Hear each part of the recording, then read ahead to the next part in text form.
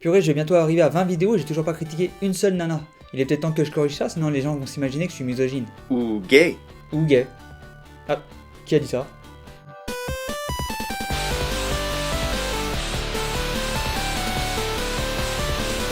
Aujourd'hui, je vais vous parler du Vlog de la Blasée, présenté par Anna D. Cette chaîne de critique de cinéma existe depuis plus d'un an, la première vidéo datant de février 2014, soit un petit peu après ma première vidéo. La Blasée critique des films fraîchement sortis sur un ton qui mélange humour et sérieux. Bon, parlons très rapidement de l'aspect technique. Côté son, si les premières vidéos étaient moyennes, Anna a très vite réagi et continue d'essayer de nous délivrer le meilleur son possible. Je n'ai personnellement jamais vraiment eu de problème à comprendre ce qu'elle disait, et je sais qu'elle travaille avec du très bon matériel. Côté vidéo, c'est aussi très correct, à un détail près. Lorsqu'on travaille seul sur ces vidéos, on a tendance à faire le point avec sa caméra, à lancer l'enregistrement et à se mettre à l'endroit où on pense que le point a été fait. Si ça marche dans la plupart des cas, il arrive aussi que ça rate complètement, provoquant un flou sur le sujet principal, en l'occurrence la personne qui parle. Je sais de quoi je parle, ça m'est encore arrivé dans ma dernière vidéo. Et malheureusement c'est encore assez fréquent dans ces vidéos. Bon, je vais m'attaquer un petit peu à ce qui fâche, mais rassurez-vous, c'est juste pour mieux enchaîner sur ce qui me plaît chez la Blasée. Tiens, son pseudo justement, même s'il se démarque des autres, je ne la trouve pas si blasée que ça et je trouve que ça ne reflète pas le ton de sa chaîne.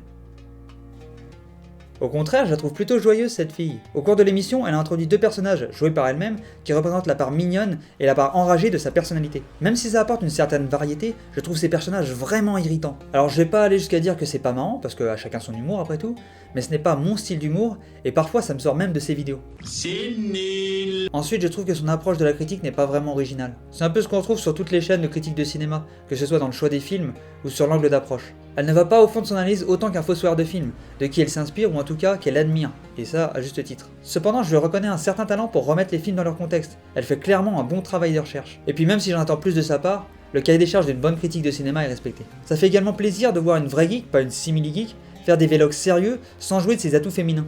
Parmi les points négatifs, j'ai dit que son pseudo ne collait pas à l'esprit de la chaîne. En effet, je trouve qu'il se dégage une ambiance plutôt fraîche et sympathique, qu'elle respire la joie de vivre, et je trouve ça très plaisant. Si ses critiques manquent d'originalité, elle a su créer un nouveau concept qui vient relever le niveau, une émission joliment nommée 7 objets. Dans ce nouveau format, elle parle d'objets de la vie courante qui sont issus d'œuvres de science-fiction plus ou moins lointaines. Le ton y est plus sérieux, tout en restant simple d'accès, et c'est le gros point fort qui me pousse aujourd'hui à vous parler de sa chaîne.